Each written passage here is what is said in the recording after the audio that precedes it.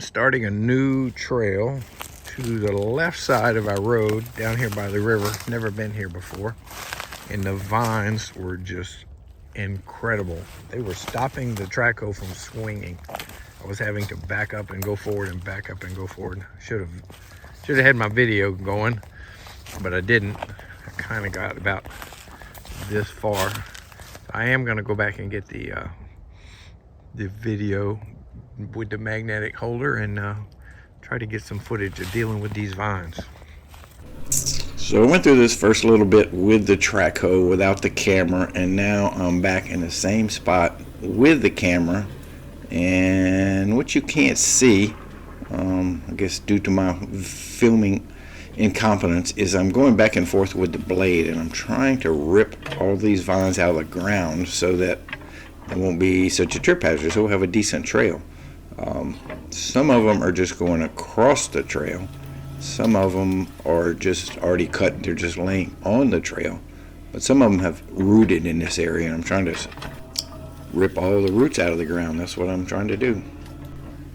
And there's lots of little Chinese Privet stumps in here, and you can't just cut them off at the ground level because they resprout and resprout. So you got to get them up out the ground. So that's what I'm doing here.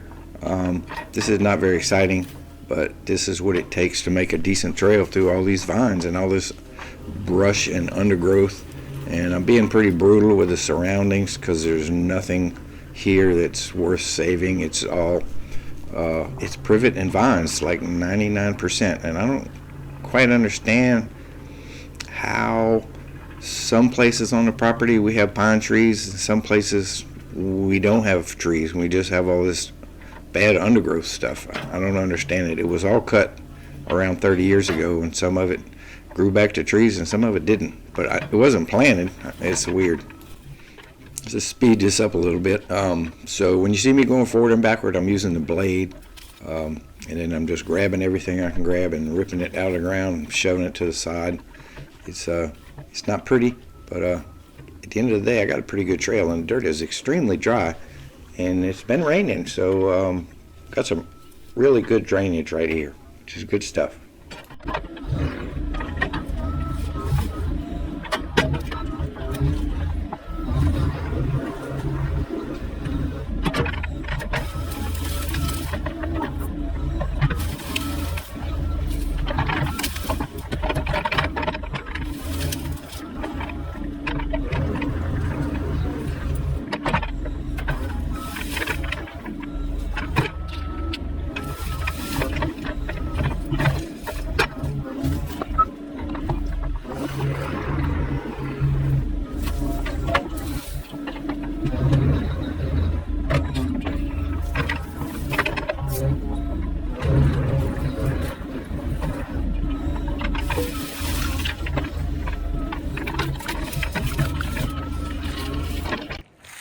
So I just walked through here with the loppers, cut a bunch of these vines. I don't know if I made an impact or not, but I'm gonna come back now again with the track hoe and try to pull them all up so we can have a trail that you don't trip on. And the trail is gonna try to follow this slough, this low area, for a ways, I think. The river's that way, so I don't know that I can ever get to the river with the trail. Well, in the dry season I could, but it won't be a year-round trail because I'm sure this goes underwater or gets really soft because it's pretty low right there. It's almost easier when the vines are really thick because it's easier for the bucket and the thumb to grab them. When there's just a few here and there, it'll test your patience because you got to reach out and grab and reach out and grab. They keep slipping off the bucket, but they're typically too far in there to pull out by hand, and I could take the loppers and cut them off at ground level, but I would rather get them out. So just now I pulled a privet stump out of the ground. So this is what we're doing right now. We are trying to pull the vines out of the ground, and I don't want to dig too deep because the ground's so nice and hard. I hate to mess it up with a bunch of holes. So yeah, onward through the fog.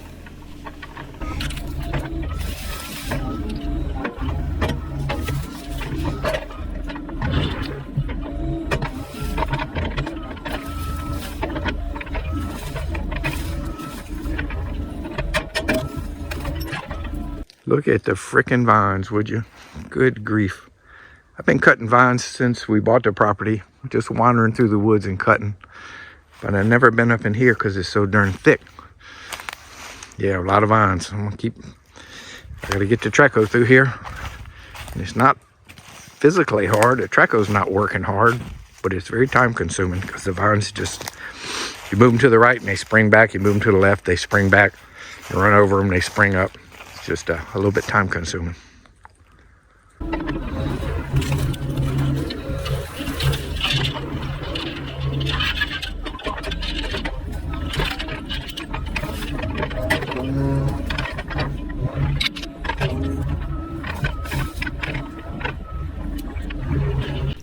Sometimes I gotta stop the machine and get the loppers and cut the vines so they don't come in the cab with me.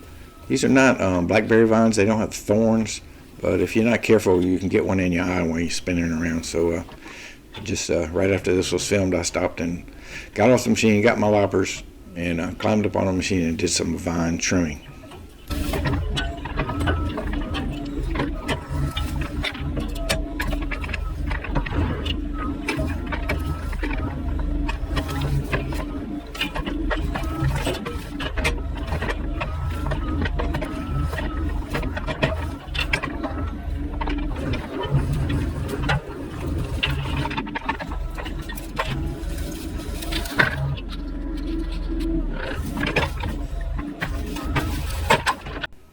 So here I'm using the blade. I'm walking in the remaining dirt, trying to fill up some holes from pulling out stumps. And when I go over this, next to this tree, I hit a root, which is kind of annoying because it's really hard to blade flat over a root. I don't want to rip the root out the ground because it's one of the few decent trees right around here. So we're just going to have a lump in the trail. But it makes the Track Hoe give a pretty good bump every time you crawl over something that's not movable. It gets under the track and makes you rock. So here we're getting to a little clearing where there's a little break in the vines, and right after this video something terrible happens and I can't fix it. Something got on the lens of the camera, so all the rest of the videos of this clip have a big old smudge. They're hard to see. I almost didn't post this video, but I can't go back and fix it, so I don't blame you if you quit watching. All right, well, we got the start of a trail here. Winding my way through all these vines. These vines are killing the hardwood trees. I really need to get in here and cut them. So that's one of the reasons I wanted the trail so far over this way so I could get to them. If I would have made the trail 50 yards that way up in the pine trees, there's hardly any vines. It would have been easier, but this is where I wanted it, and I'm gonna get it. Made a pretty good little hit in it just in an hour. So I'm gonna keep on just following this little swale. I don't know where it goes, but yeah, we're gonna be up high. So it should be all weather, and this dirt's really dry and it has been kind of wet. So it's a good sign that it's not gonna turn into a slop hole. It's a new day, continue my trail.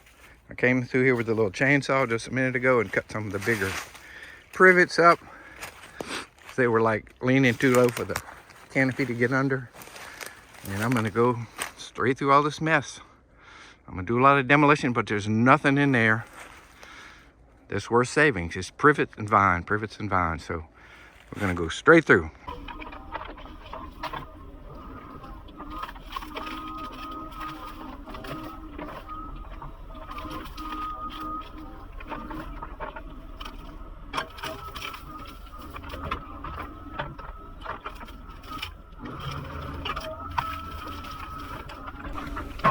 So it looks like the river is down to my right, but it's not the river. It's just a low area. I call it a swale. It's like a ditch, but there's no water in it.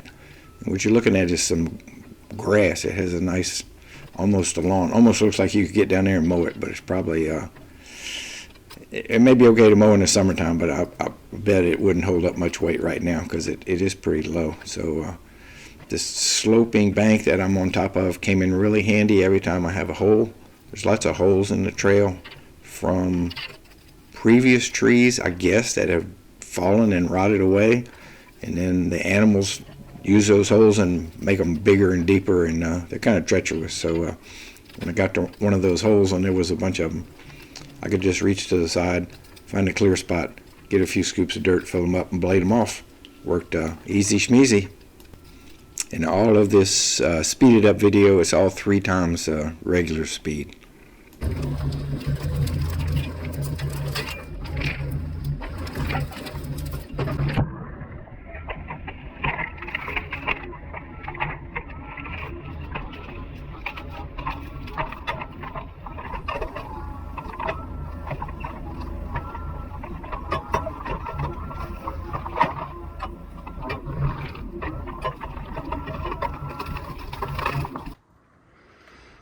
Probably just save this big sycamore. Look at all the vines it's carrying all the way up there.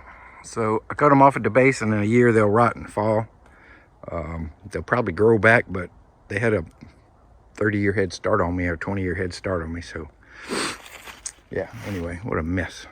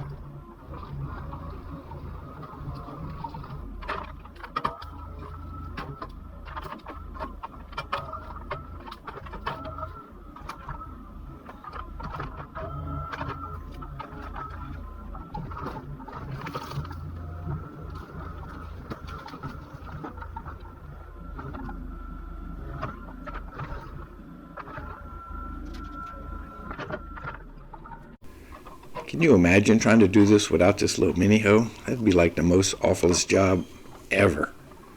I'm having to get off the machine regularly to cut the privets into manageable lengths, because you just can't do anything with the bucket. You can swing all the way one way and all the way the other way, and the privet's still in your face. So if I get off and cut them up with the loppers, it makes it more easier to dispose of the damn things.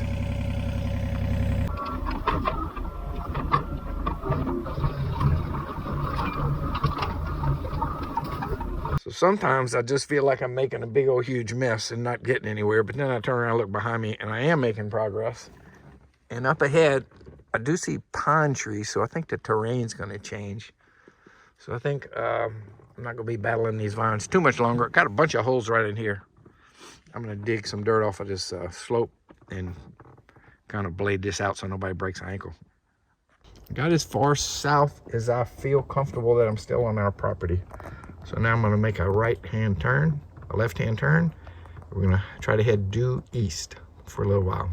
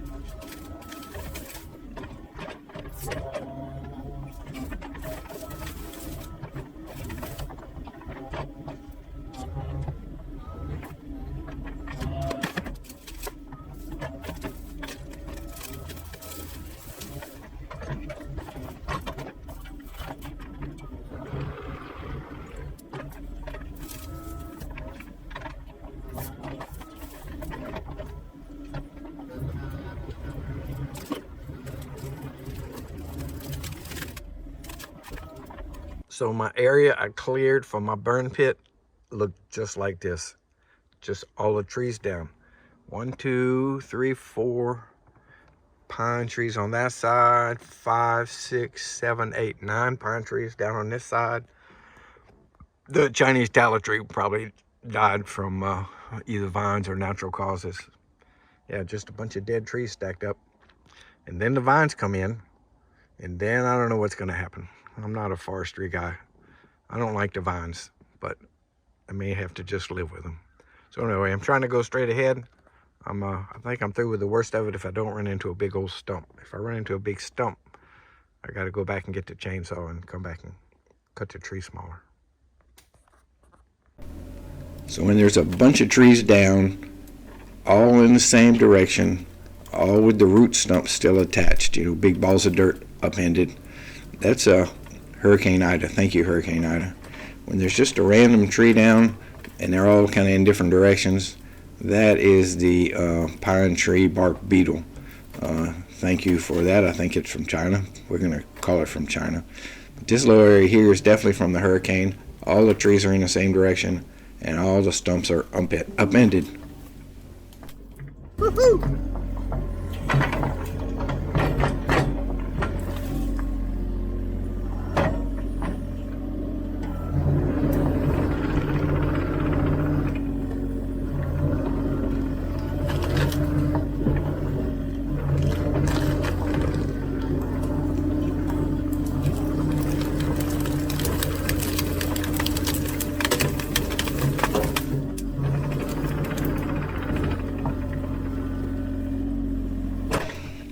Probably could have gone around this big pile of dead trees, but this is the way I wanted to go, and there's nothing here that I have to worry about saving, so here we go. We're going through the dead trees.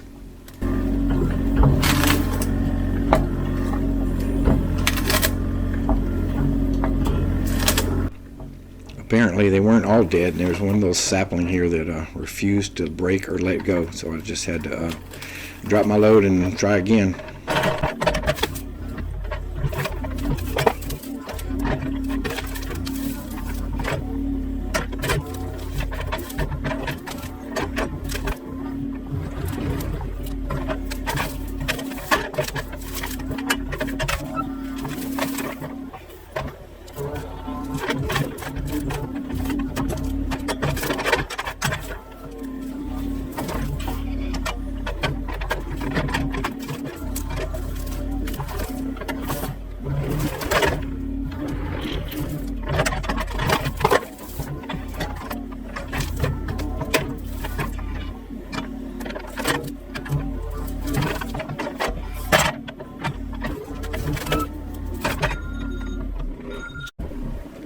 So that tree that just broke in half, it left about a 10-foot piece with the root ball on it.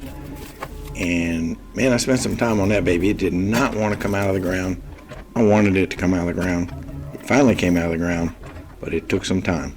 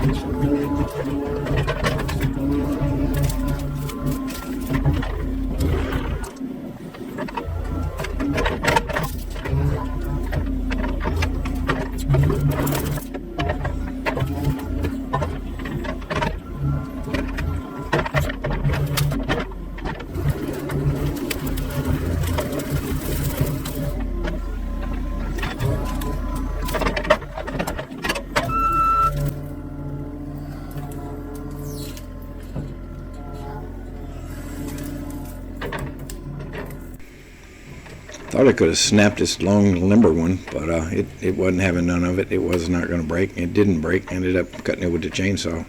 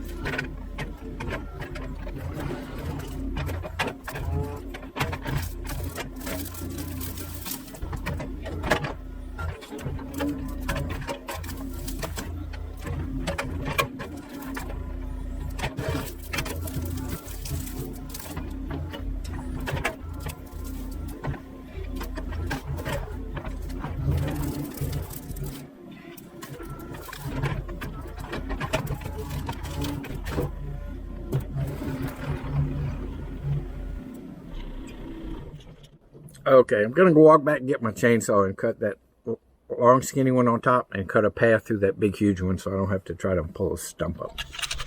This other stump gave me a hard time, but I got it up.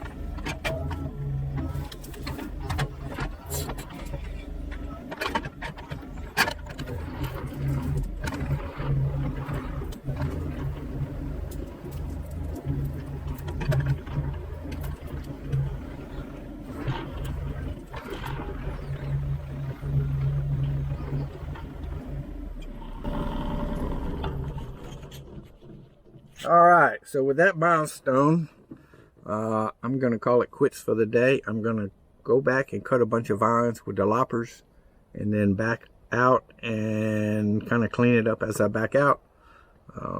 Yeah, we made some good progress today. So you know what, since I broke through here, I'm into pine tree country. This is a total 100% different animal, so I think I'm gonna end this video here.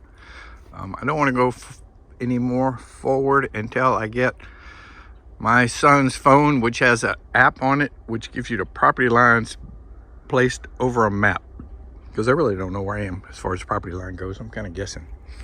So yeah, we'll wrap this one. Look, but I want to show you how fast pine trees grow. This is loblolly pine, 1 inch.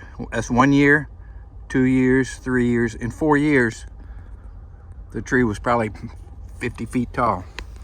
And that's why they grow loblolly pine for lumber in Mississippi. It likes this nasty old soil.